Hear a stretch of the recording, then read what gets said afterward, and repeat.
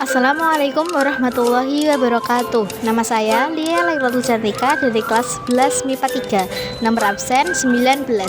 Di sini saya akan menjelaskan tentang fluida dinamis. Sebelumnya yang terhormat Ibu Tri Handayani selaku guru fisika SMA Negeri 1 Purwantoro.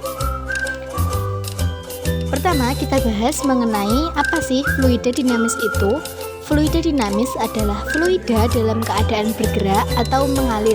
Contohnya yaitu air di sungai, air pada pipa, dan juga air keran.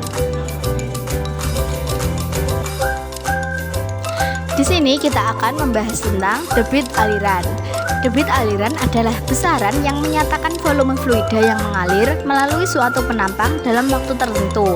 Ada dua rumus mengenai debit aliran, yaitu yang pertama V sama dengan V per T, yang kedua V sama dengan A dikali V kecil. Selanjutnya kita bahas contoh soal berikut. Ahmad mengisi air yang memiliki kapasitas 20 liter dengan air dari sebuah keran seperti berikut. Jika luas penampang keran dengan diameter D2 adalah 2 cm persegi dan kecepatan aliran air di keran adalah 10 meter per sekon, tentukan debit air dan juga waktu yang diperlukan untuk mengisi ember.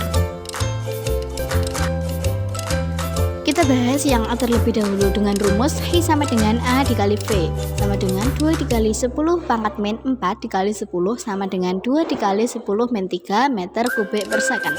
Yang B, V sama dengan V per T.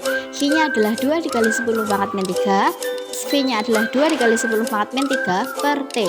T sama dengan 2 dikali 10 min 3 dikali 2 kali 10 min 4, maka sama dengan 10 second. Selanjutnya ada asas kontinuitas atau hukum kekekalan debit. Fluida yang masuk ke dalam suatu penampang akan keluar di ujung penampang lain dengan debit yang sama. Contohnya yaitu ketika kita menyiram tanaman menggunakan selang, lalu alirannya tidak begitu cepat. Pasti kita akan menekan ujung selang agar alirannya menjadi lebih cepat. Mempunyai dua rumus, I1 sama dengan I2 atau A1 dikali V1 dan juga seterusnya. Selanjutnya kita bahas contoh soalnya. Suatu zat cair dialirkan melalui pipa tampak seperti gambar berikut ini.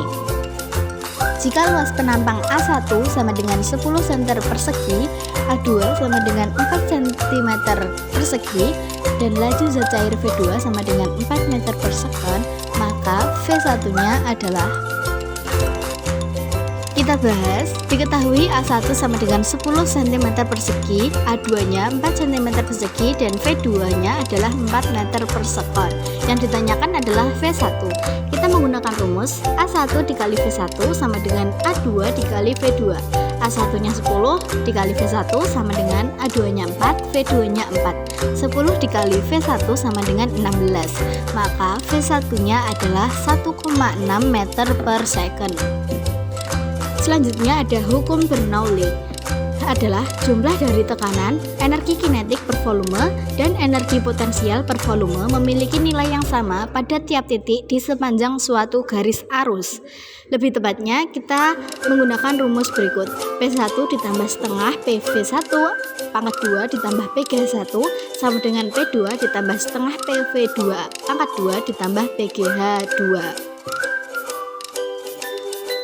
Contoh soal, pipa untuk menyalurkan air menempel pada sebuah dinding rumah seperti terlihat pada gambar berikut. Perbandingan luas penampang pipa besar dan pipa kecil adalah 4:1. Posisi pipa besar adalah 5 meter di atas tanah dan pipa kecil 1 meter di atas tanah. Kecepatan aliran air pada pipa besar adalah 10 meter per second dengan tekanan 9,1 dikali 10 pangkat 5 PA. Tentukan kecepatan air dan tekanan pipa kecil.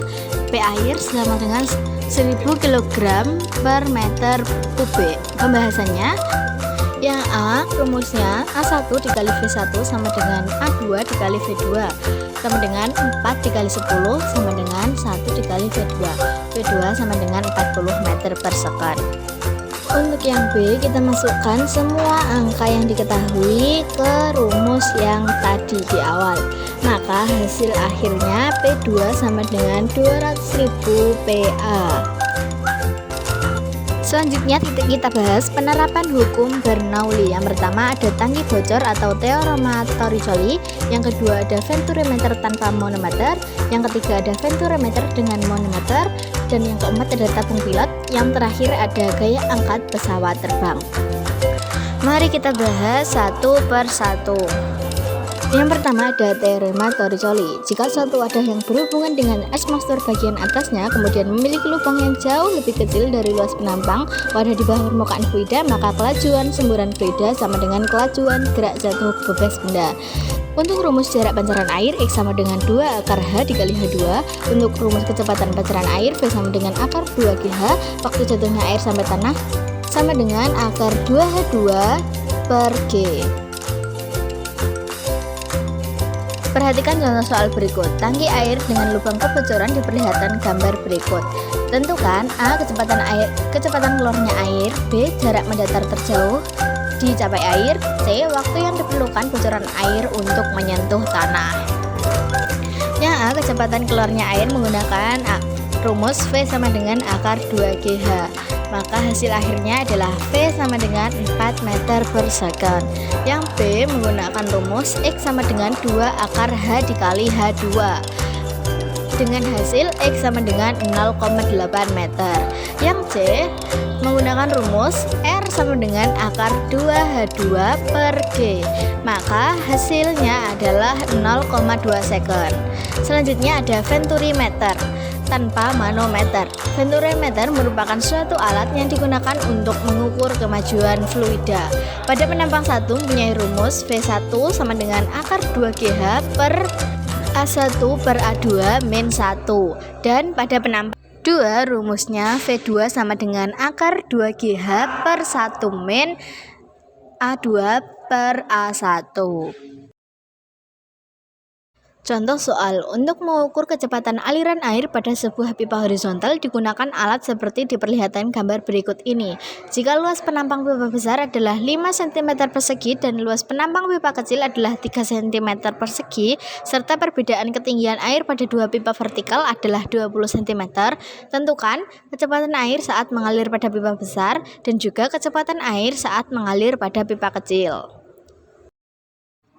Kita bahas V1 sama dengan akar 2GH per A1 per A2 min 1. V1 sama dengan akar 4 per 16 per 9. Yang V2 menggunakan rumus akar 2GH per 1 min A2 per A1.